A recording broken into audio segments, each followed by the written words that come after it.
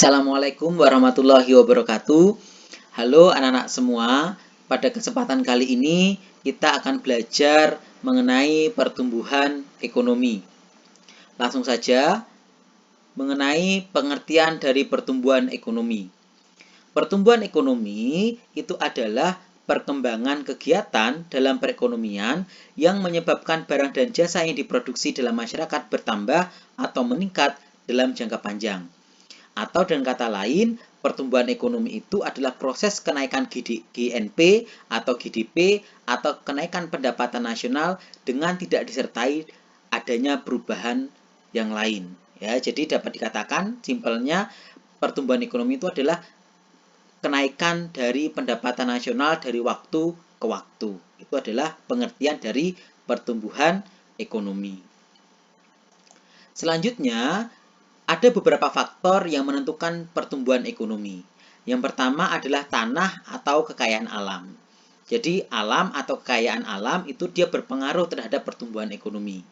Biasanya semakin kaya alam suatu negara, maka akan mendorong pertumbuhan ekonomi negara tersebut. Kemudian yang kedua, jumlah atau mutu penduduk dan tenaga kerja. Semakin jumlah dan kualitas dari penduduk itu semakin meningkat, maka pertumbuhan ekonomi juga akan cenderung meningkat. Kemudian yang ketiga, barang-barang modal atau teknologi.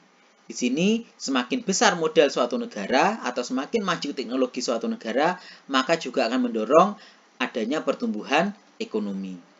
Kemudian yang keempat, sistem sosial dan sikap masyarakat. Jadi sistem sosial yang berlaku dan sikap masyarakat itu juga akan mendorong adanya pertumbuhan ekonomi di suatu negara.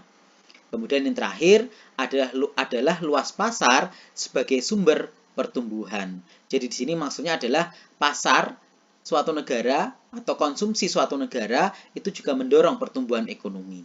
Kita lihat misalnya Indonesia itu 50% lebih pertumbuhan ekonomi negara ini dipengaruhi oleh kondisi pasar atau konsumsi rumah tangga masyarakat.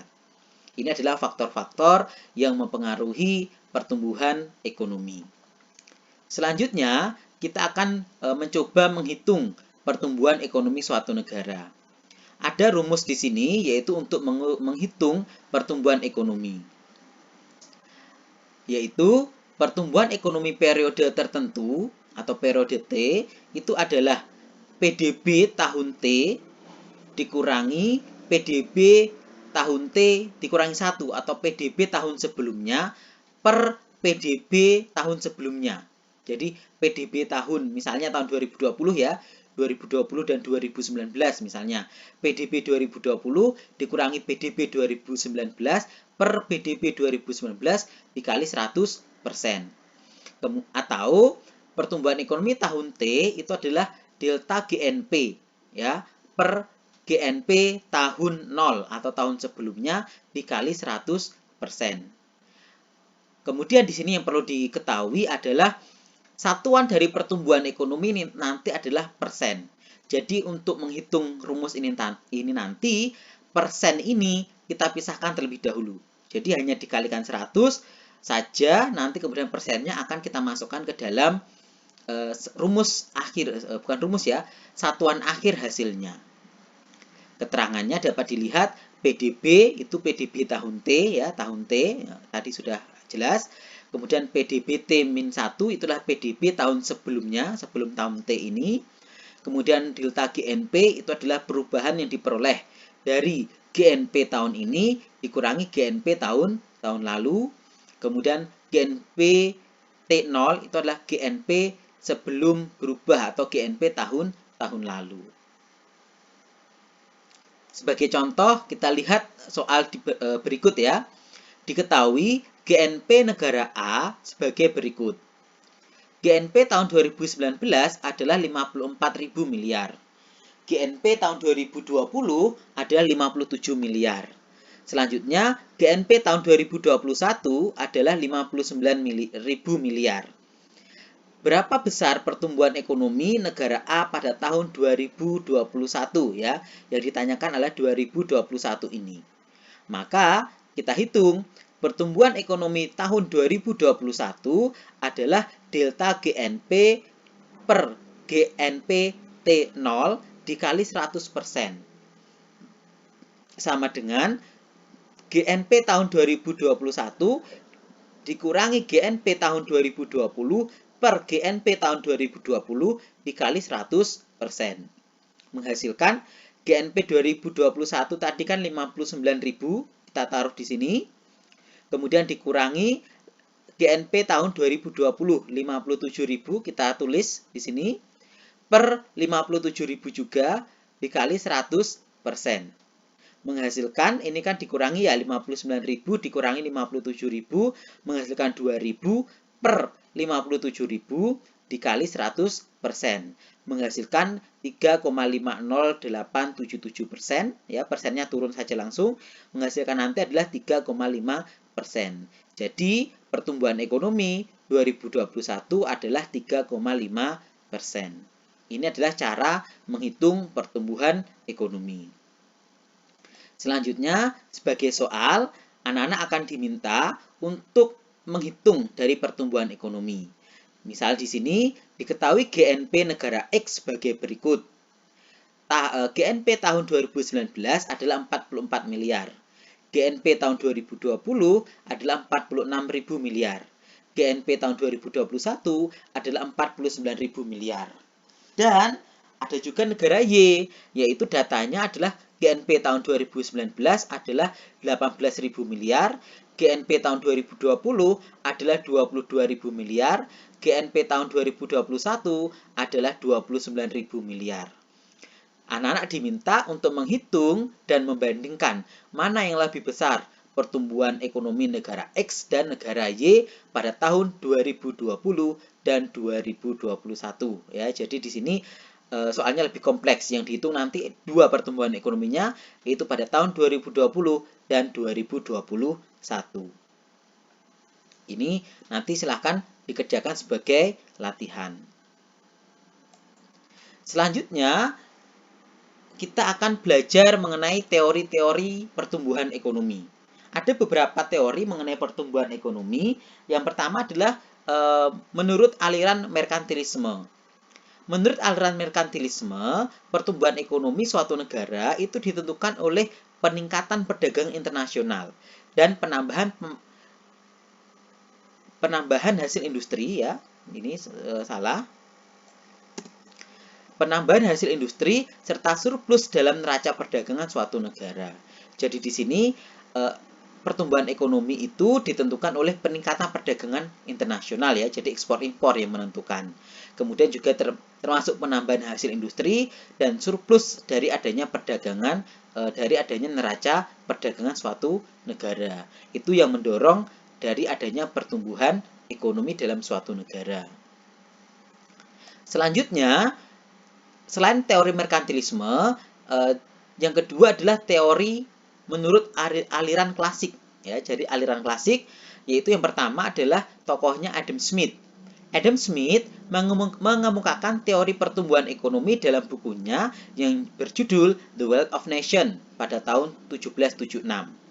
Menurut Adam Smith, ada 4 faktor yang mempengaruhi pertumbuhan ekonomi, ya. Jadi ada 4 faktor ini yang mempengaruhi pertumbuhan ekonomi, yaitu yang pertama adalah jumlah penduduk, ya, jumlah penduduk. Yang kedua adalah jumlah modal, yang ketiga adalah luas tanah dan kekayaan alam, dan yang terakhir adalah tingkat teknologi dan adanya spesialisasi dan pembagian kerja internasional. Jadi inilah, ya, jadi 4 faktor inilah yang mempengaruhi pertumbuhan ekonomi menurut Adam Smith. Selanjutnya, tokoh yang kedua dalam ekonomi klasik yaitu David Ricardo. David Ricardo mengemukakan teori pertumbuhan ekonomi dalam bukunya yang berjudul The Principle of Political Economy and Taxation. Menurut David Ricardo, pertumbuhan ekonomi suatu negara ditentukan oleh pertumbuhan penduduk, ya. Jadi dia bertumbuh pada pertumbuhan penduduk. Dengan bertambahnya pertumbuhan penduduk akan menambah tenaga kerja dan membutuhkan tanah atau alam. Pada akhirnya nanti akan mendorong pertumbuhan ekonomi. Ini adalah teori dari David Ricardo. Selanjutnya, teori yang ketiga adalah teori pertumbuhan ekonomi masa neoklasik, ya, masa neoklasik. Ada beberapa tokoh nanti. Tokoh yang pertama itu adalah Joseph Schumpeter. Teori Schumpeter menekankan tentang pentingnya peranan pengusaha, ya. Jadi sini penekanannya adalah peranan pengusaha dalam menciptakan pertumbuhan ekonomi, ya. Nah, di sini para pengusaha ini merupakan golongan yang membuat pembaruan dalam ekonomi. Pembaruannya apa saja? Misalnya penggunaan teknik produksi yang baru, penemuan bahan dasar yang baru, kemudian pembukaan daerah pemasaran yang baru, penggunaan manajemen yang baru, dan penggunaan teknik pemasaran yang baru. Ini adalah teori-teori yang dikemukakan oleh Joseph Schumpeter. Kemudian tokoh yang kedua adalah Harold dan Domar. Ya, Harold dan Domar ini dua orang, ya. Dalam teorinya, pertumbuhan ekonomi menurut Harold dan Domar ini, pertumbuhan ekonomi itu bertujuan untuk menjelaskan syarat yang harus dipenuhi supaya perekonomian dapat mencapai pertumbuhan yang teguh dalam jangka panjang. Asumsi yang digunakan oleh Harold Domar dapat teori pertumbuhan ekonomi ditentukan oleh beberapa hal, ya. Yang pertama, tahap awal perekonomian telah mencapai tingkat full employment. Jadi pada awal perekonomian itu telah mencapai full employment, yaitu tenaga kerja penuh, ya. Kemudian yang kedua, perekonomian terdiri dari sektor rumah tangga dan atau konsumen dan sektor perusahaan atau produsen. Saya pikir ini jelas, ya. Kemudian yang ketiga adalah fungsi tabungan dimulai dari titik nol, sehingga besarnya tabungan proporsional dengan pendapatan, ya. Nanti untuk fungsi tabungan kita akan belajar pada video atau materi yang lain atau selanjutnya. Selanjutnya, tokoh yang ketiga itu adalah Solo Swan. Menurut teori Solo Swan, ada 4 anggapan dasar dalam menjelaskan pertumbuhan ekonomi. Apa saja 4 anggapan dasar itu? Yaitu yang pertama adalah tenaga kerja atau penduduk. Ya, jadi tenaga kerja atau penduduk tumbuh dengan laju tertentu. Kemudian yang kedua, fungsi produksi. H itu quantity, sama dengan fungsi dari K dan L. Berlaku bagi setiap periode, di mana K itu adalah kapital, ya, kapital atau modal, dan L itu labor. Labor itu adalah tenaga kerja. Selanjutnya, yang ketiga adalah adanya kecenderungan menabung dari masyarakat. Jadi masyarakat itu cenderung menabung. Dan yang terakhir adalah semua tabungan masyarakat itu bisa diinvestasikan. Selanjutnya adalah teori masa terakhir, yaitu adalah teori pertumbuhan ekonomi menurut aliran historis. Ya, ada beberapa tokoh di sini, ya. Ada beberapa tokoh. Yang pertama adalah Friedrich List, ya. Friedrich List ini menurutnya perkembangan ekonomi ditinjau dari teknik produksi sebagai sumber penghidupan. Jadi teknik produksi itu yang berperan penting, ya. Nah, menurut beliau, tahapan pertumbuhan ekonomi itu ada beberapa. Yang pertama, masa berburu dan mengembara. Jadi pada masa ini masyarakat cenderung hanya berburu dan mengembara. Kemudian masa berternak dan bertani, kemudian masa bertani dan kerajinan, dan terakhir adalah masa kerajinan industri dan perdagangan. Ini adalah teori pertumbuhan ekonomi menurut Friedrich List. Selanjutnya adalah teori pertumbuhan ekonomi menurut Bruno Hildebrand. Menurut Bruno Hildebrand, perkembangan ekonomi ditinjau dari cara pertukaran atau alat tukar-menukar yang digunakan dalam masyarakat. Nah, di sini tahap pertumbuhan ekonomi menurut Bruno itu ada beberapa. Yang pertama adalah masa pertukaran dengan natura atau barter, ya. Jadi kan tadi melihatnya dengan cara pertukaran, ya. Jadi yang pertama adalah pertukaran dengan natura. Yang kedua adalah pertukaran dengan uang. Dan yang ketiga adalah pertukaran dengan kredit atau giral. Ini adalah tahap pertumbuhan ekonomi menurut Bruno Hildebrand. Selanjutnya adalah teori tokoh dari Corbusier. Menurut Corbusier, perkembangan ekonomi itu ditinjau dari jarak produsen dan konsumen. Sehingga tahap pertumbuhan ekonomi menurut Corbusier ini yaitu adalah rumah tangga tertutup, rumah tangga kota, rumah tangga bangsa, dan rumah tangga dunia. Jadi kalau rumah tangga tertutup itu dia memproduksi untuk rumah tangganya sendiri. Kalau rumah tangga kota itu dia memproduksi untuk satu kota saja. Kalau rumah tangga bangsa, produsen memproduksi untuk satu negara atau satu bangsa. Kalau rumah tangga dunia, itu produsen memproduksi sudah ekspor-impor atau perdagangan antar negara. Seperti itu. Itu adalah teori pertumbuhan ekonomi atau tahap pertumbuhan ekonomi menurut Corbusier. Selanjutnya adalah tokoh Werner Sombart. Menurut Werner Sombart, perkembangan ekonomi itu ditinjau dari susunan organisasi, ya. Jadi dari susunan organisasi dan ideologi masyarakat. Sehingga menurut beliau, tahapan pertumbuhan ekonomi itu ada beberapa tahap, yaitu tahap zaman perekonomian tertutup, zaman perekonomian kerajinan dan pertukangan, zaman perekonomian kapitalis. Di sini pun kapitalis akan terbagi, yaitu kapitalis purba, kapitalis madya raya ya, dan kapitalis madya akhir. Seperti itu. Itu adalah teori atau tahap pertumbuhan ekonomi menurut Werner Sombart. Selanjutnya adalah teori menurut W.W. Rostow ya. W.W. Rostow.